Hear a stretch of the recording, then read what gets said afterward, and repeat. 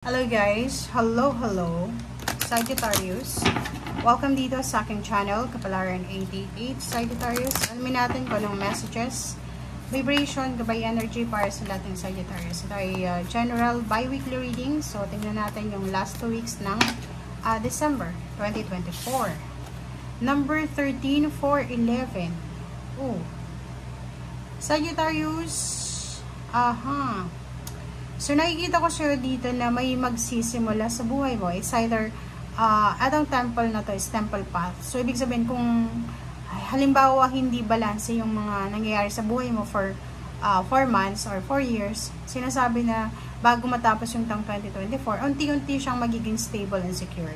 Birth of the goddess, pwedeng mayroong magbubuntis, may mga anak, babae yung anak, parang ganun. Or posibleng makatanggap ka ng guidance, ng pwedeng assistance, help from mother or from your feminine energy na kakilala. Pwedeng asawa mo kung lalaki ka, kapatid na babae pa. 11 is manifestation. So nakikita ko sa'yo dito na this last 2 weeks ng December, malalaman mo na yung kahulugan ng sakripisyo. Okay? Meron kang marirealize na sometimes may mga bagay-bagay na kailangan i-sacrifice, sometimes may mga kailangan din na i-give up. Okay? Okay. Ang ganda ng baraha. Okay, Sagittarius.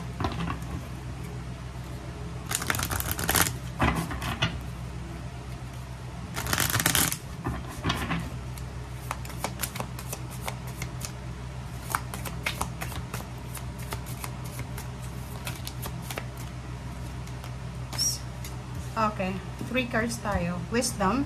Reverse yung wisdom mo. So, nakikita ko sa'yo dito na yung iba sa inyo ngayon is nakafocus kayo sa sarili nyo pero hindi kayo masyadong interesado para matuto, interesado para sa wisdom or sa learning. Number 4 and 43, 7. So, nakikita ko sa'yo dito na kailangan mong makinig. Kaya merong goddess dito. Parang high priestess siya. So, sinasabi na, makinig ka sa sinasabi ng iyong intuition, wag mong kontrolin yung nangyayari sa paligid mo. And 43.7, sacred purpose, eternal flame, ancestor.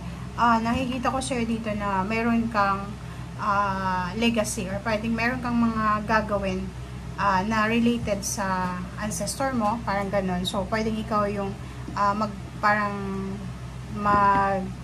mag-continue sa nasimulan ng iyong mga ninuna. Ano ba yan? Business?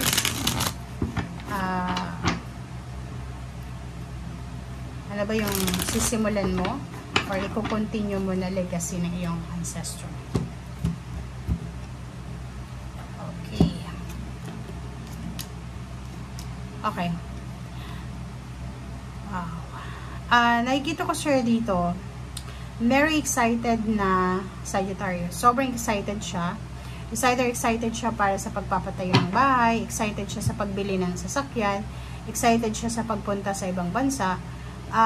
Dito sinasabi na huwag kang masyadong maging excited. Kasi pag naging excited ka naman, gagawa ka lang ng desisyon na mabilis na hindi mo pinag-iisipan. Dito sinasabi, magtanong-tanong, mag-research, i-weigh yung mga circumstances, pros and cons, bago ka gumawa ng actions. Okay? Like, halimbawa, marami kang choices na pupuntahang bansa. Kung gusto mong biking OFW, or pwedeng nagpapagawa ka ng bahay, gusto mong bumili ng sasakyan, kailangan mong piliin yung tama. Okay? Para hindi ka daw masaktan, para hindi ka magsisi sa bandang huli. Lalo sa pagpapakasal, sinasabi sa'yo dito na piliin mo yung tamang tao na papakasalan mo. And then sa mga kaibigan, mga taong pagkakatiwalaan, sinasabi, para hindi ka masaktan, hanapin mo yung tama. Okay? Okay. So, nakikita ko sir dito, meron ditong Sagittarius na parang nag-iisip siya na magpakasal. Lalaki to. Dito sinasabi, pag-isipan mo muna ng mabuti. Pwedeng nag-offer ka na ng kasal sa iyong girlfriend or sa iyong karelasyon, pero naghihintay ka ng sagot. Sa ngayon, nakikita ko na huwag kang masyadong magmadali. Kung hindi pa siya sumagot, kung ayaw niya pang may kasal sa'yo, blessing yan. Blessing in disguise. Huwag mong iisipin na rejected ka. Ibig sabihin, inilalayo ka ng Panginoon sa taong yan. Okay? So, sa ngayon, kailangan mo munang maghintay. Be patient, guys. Huwag kang gagawa ng desisyon, lalo na yung pagpapakasal, pakikipag-join sa partnership, like business partnership, kasi posibleng magsisi ka sa bandang huli. Merong family celebration, family gatherings, reunion, may rason. Ang daming rason para maging masaya ka. Ang daming rason para mag-celebrate ka. Okay? Next card is Queen of Wands. So, nakikita ko yung freedom. Emotional. Nakikita ko sa yung emotional freedom. So, yung 16 to 31 na to is punong-puno to ng happy moments, joyful happenings. Ang daming okasyon na posibleng i-celebrate. Merong mga sayawan, merong kainan, meron ditong party gatherings, parang ganun. So, masaya.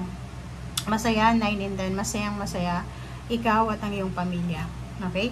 And isang kapamilya din ang posibleng magkakaroon ng freedom, pwedeng magkakaroon ng hiwalayan sa kanyang asawa or boyfriend, girlfriend. And nakikita ko siya dito na masaya ka sa kung ano man ito. High Priestess, sinasabi sa'yo dito na makinig ka sa sinasabi ng iyong intuition. Sa usaping pera, sinasabi dito na wag kang tatamarin. Okay? Sinasabi sa'yo dito na if ever gusto mo ng balancing pera, gusto mo ng maraming pera, diba? Gusto mo ng mataas na sweldo, yung parang sa end ng 31, like for example, 30 or 31. Gusto mong malaking pera yung sahod mo, make sure na hindi ka absent or work your parang sinasabi sa'yo dito, kailangan mong work hard. And within these 2 weeks, nakikita ko na magiging balance yung salapi mo. Diba? May mag-share ng regalo sa'yo, blessings, ikaw mag-share ka din. And may mga financial wishes ka na posibleng matatanggap mo. Okay? May good karma kang matatanggap, freedom, answers, judgment, parang ganon, good karma, pwedeng salary increase, pwedeng signing of contract. Sa mga problema mo sa pera, posibleng masettle ito bago matapos yung taon. May utang ka, posibleng makabayad ka. May kailangan kang bilhin, kulang yung budget mo, may mga tao dyan sa paligid mo na pwedeng isettle mo na yun. Meron kang mga emotional plans, or parang may mga kagalit ka siguro, may mga problema sa health, problema sa pera, na posibleng masettle mo. Yung mga nahang na plano ay posibleng matupad na siya bago matapos yung taon or pwedeng from January. Okay? Thank you guys for watching. Bye!